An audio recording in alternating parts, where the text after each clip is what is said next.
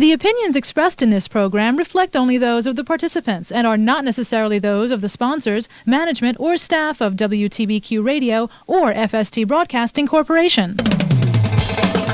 WTBQ. Hey, good morning. Yes, it's Taylor, but I'm not here to do the show, just to host it. I'm here with Samara Enders from Greystone Programs. Good morning. Good morning. How are you? I'm good. How you doing? Good. Thank you for having us. I love your smile. She always lights up the room. All right, I'm going to let you introduce your guest this morning. Sure. Today from Greystone, we have Pattiann LaVeglia. She is Greystone's Assistant Executive Director of Clinical Services and Staff Development. And we also have Katie Lane, who is our Staff Development Coordinator. Each of them have been with Greystone for quite some time, so I'm going to let them introduce themselves and All right. Well, tell us a little bit about themselves. Let's start with Pattiann. So where'd you grow up? What town? Yeah, I actually grew up in Dutchess County in Beacon. Oh, yeah. I love Beacon. Yeah. Great little kind of vortex of art. It is now. Now it is. Sure. Yeah, now it is. Well, it evolved. Yes. So what brought you to Orange County and to Greystone? Yeah, well, I've been in the field of supporting individuals and their families, those living with autism and other developmental disabilities for a number of years now. You have a family member that has autism? I do, actually, yeah. Several. Mm-hmm. Yeah. As you know, I work with Deb Major at Xylophone, and I was on her board. So I'm, quite familiar. Yeah. And it's interesting, and I'd love to be able for some science to come out of why in the last 15, 20 years we have so many children with autism or on the spectrum. My feeling is it's in our food and water supply or what parents are ingesting before they get pregnant. But the amazing thing is that people were misdiagnosing this years ago as mental illness when it really wasn't. And so I'm so thrilled to see how far we have come. The programs that they have for children and adults who have autism is amazing. And, you realize that everybody has special worth, and they teach you lessons, too. Absolutely, yeah. And I think that's what has me in this field for so many years. I started out as a direct support professional out in Tucson, Arizona. Oh, nice place. Yeah, and I love the idea that I could teach, but I wasn't a teacher, not even though the scope of practice of a direct support professional is that of a teacher, probably I would say upwards of around 45% of what we do as direct support professionals, paired with that of a nurse, a medical supports that direct support professionals provide. But so then what led me to come back to this area was the fact that, like I said, I wasn't a teacher, so I pursued my teaching degree, became a special ed teacher. Did that for a number of years, taught at Mount St. Mary College, teacher education program, and then went on to pursue my PhD in education at St. John's. Slacker. Yeah, right? Such a slacker. Yeah, she's not a teacher. No, not at all. But you're right, though. I think that relationship and working with individuals and their families with disabilities, you learn so much. So it definitely is a win-win situation there. I think it's a two-way street completely. Yeah. And I've seen children that grow up in homes with other children in their family that have disabilities or special needs. And they become the most compassionate, understanding, if they go through that teenage year, instead of all about me, it's really all about, that other child in the house. And it's not about resentment. It's actually about how can I help? And I think it's such a wonderful lesson for families as well. And, okay, let's go to you, Katie. Where'd you grow up? I grew up in Goshen. Oh, okay, you're a local girl. I am a local girl. Okay, what got you into this field?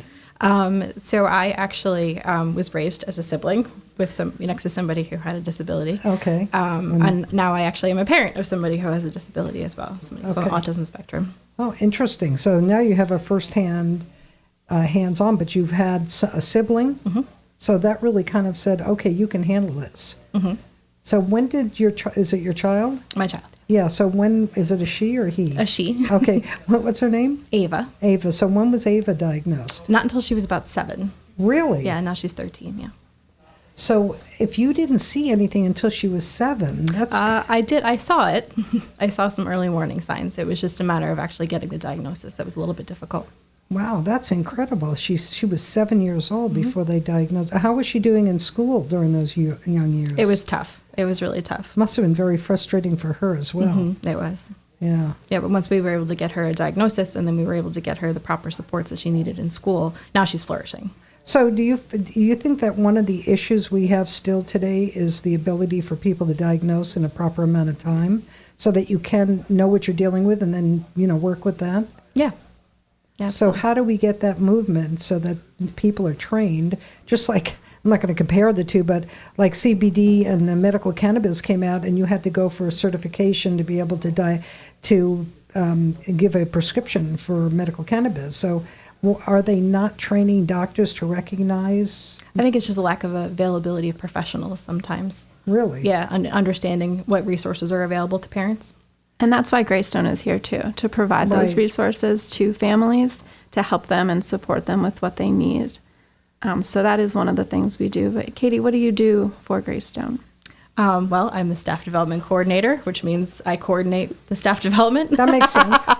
Gee, even I figured that one out. Yeah, so I help organize, facilitate, and then teach some of the professional development courses that we have available. And in what sense? Which kind of courses? Aligning with OPWDD regulations. There's a lot of annual mandated training that we need to, keep up with. Office for People with Developmental Disabilities.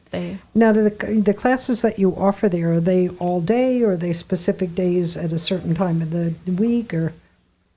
Yeah, I think that, COVID has taught us so much, right? We've had to pretty much transition on a dime and move our platform for, as Katie mentioned, providing those required courses to our direct support professionals.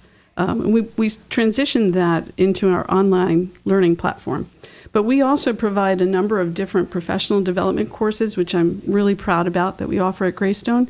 We have a career ladder that not only is it tied to incentives for our staff to get promoted and increase their hourly rate, but also to give them the skills that they need to address the needs of the people that we're fortunate enough to serve.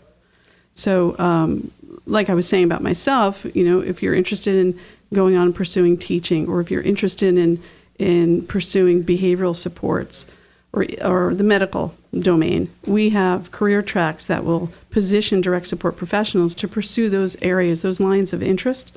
And we provide that training for them. And if we can't, we outsource it. We try to connect them with local community colleges and try to get them those credentials that they need, both to serve and promote our mission at Greystone, but also to provide them portable credentials, right? So, and I know that's something that Katie, that's near and dear to Katie and her work in behavioral supports as well.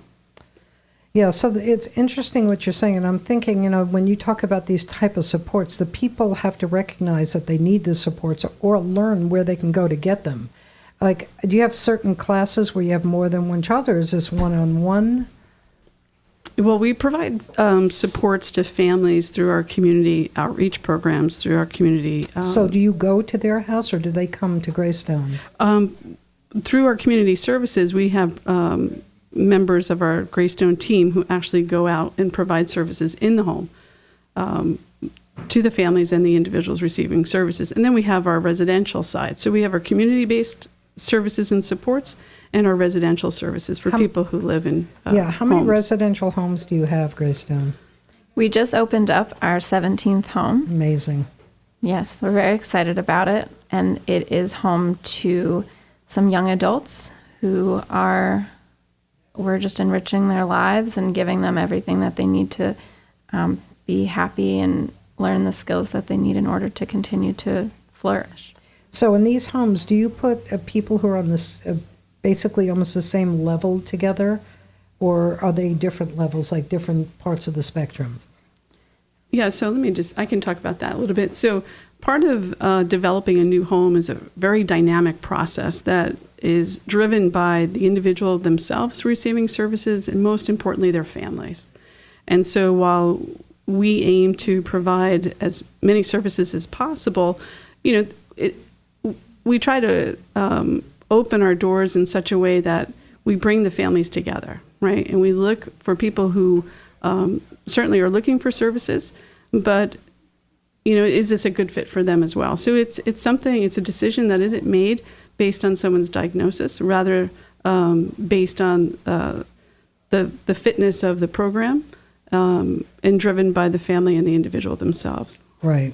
And it would it's a family thing. I mean, Deb Major and I are very close friends too. So her twins have autism, one much more severe than the other. And so one is in a group home, and the other is actually, and he also has cerebral palsy. He's living on his own, actually has a girlfriend.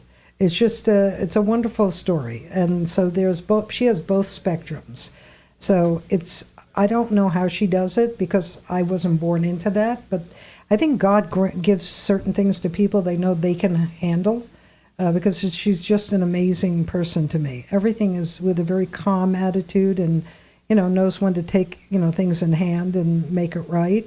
So there are so many different levels. When they say spectrum, that spectrum can be really wide. We've got to take our break.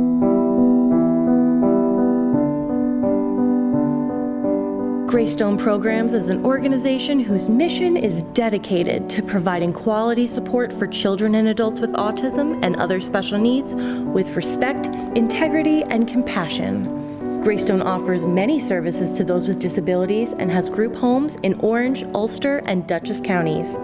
To learn more and to see how you can help, visit greystoneprograms.org. This is attorney Bob Gruhulik of the law firm Beatty & Gruhulik, the lawyer guy. Tune in every Tuesday at 12 noon for the latest legal advice and tips. We're taking calls and giving answers to all your legal questions. That's every Tuesday at 12 noon on radio worth listening to.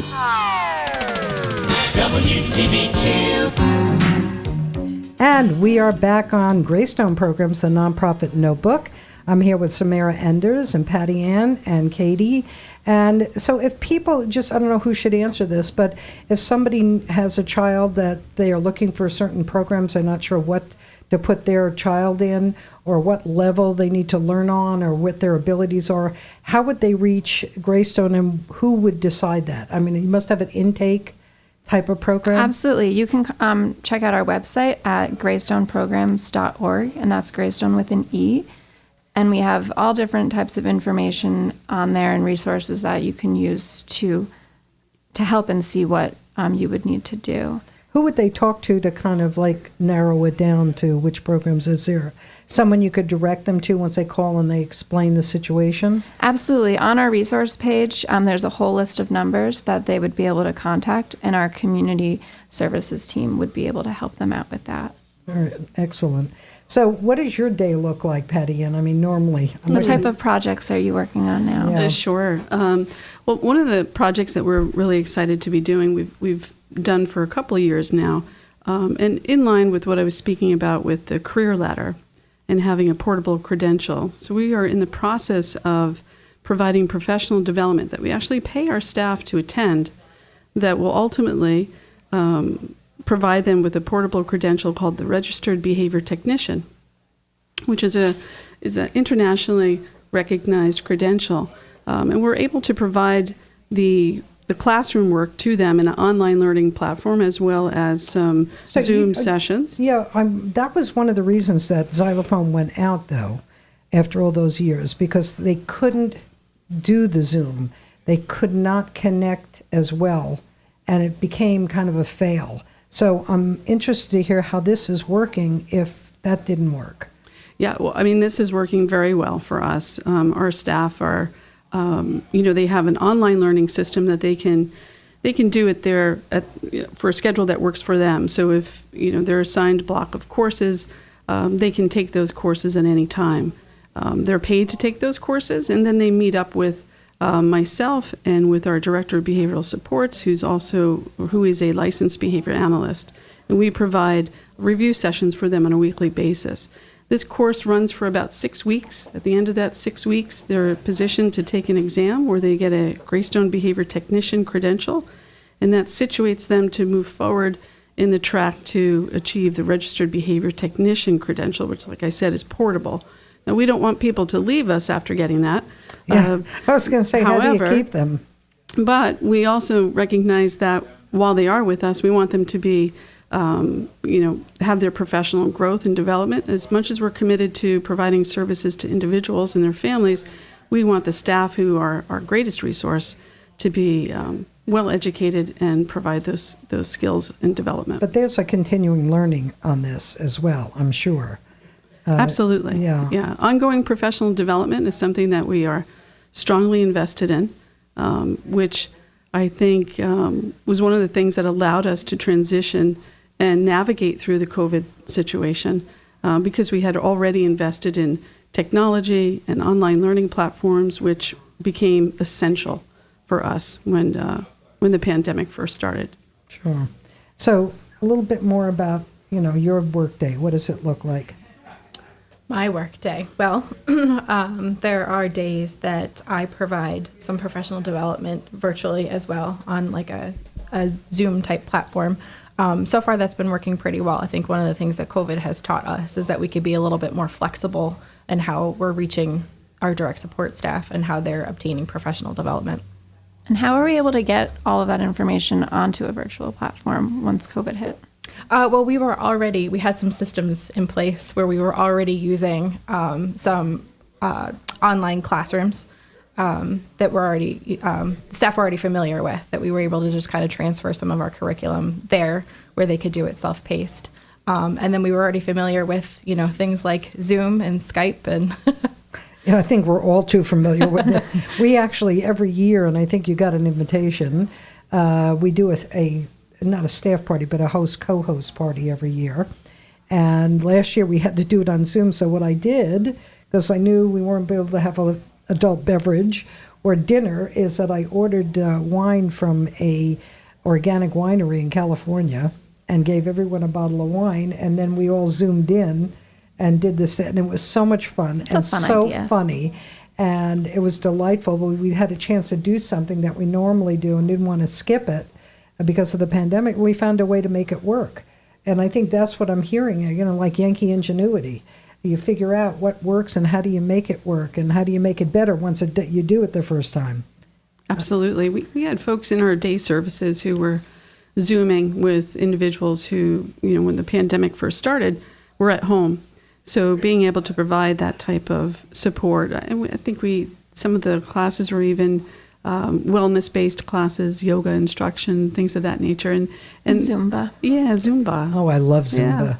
Yeah, that is fun. It's so much fun. Yeah, everyone seems to really enjoy the love Zumba that class. Puts a smile on everyone's faces. That'll wipe you out too. Yeah. If you're not in shape, don't even try. That's a tough class. Now I know. Do you work with the Orange County Government Center, like a Darcy Miller or or some of the other people there that work with all these support groups? I'm sure we must.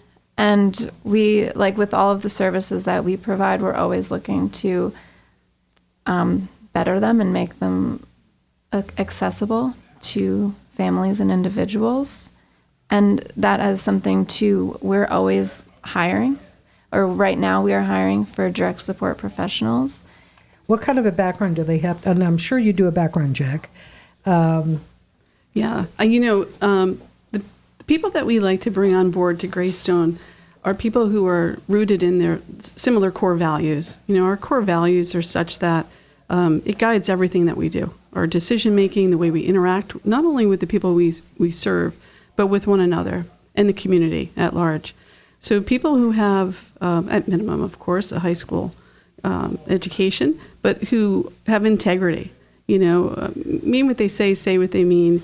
Hard to find these days, so I understand 100% what you're talking about. So, those core values, honesty, integrity, diversity, compassion, are things that, get people in the door, right? That their emotional intelligence gets them in the door. And you can pick that out when you're talking to somebody. Yeah, we do an extensive, behavioral interviewing process, and then you come on board at Greystone, like I said, if you have an interest, we will find a way for you to pursue that interest. Yeah, as long as you have those core values. Absolutely. We'll find something for you to do. Exactly. Yeah, training is really good. We feel that way too, but it's been very difficult to find anybody to work right now. Yeah. Only because we have a president wants to pay you to stay home. But okay, not going to go into politics. So how many people actually, Samara, I guess you could answer this, how many people actually work for Greystone? Would you say approximately? Pattiann, maybe? Oh, we're in the hundreds, for sure. Yeah. Now, is it a privately owned organization, or is it Yes, so we are a nonprofit, a 501c3.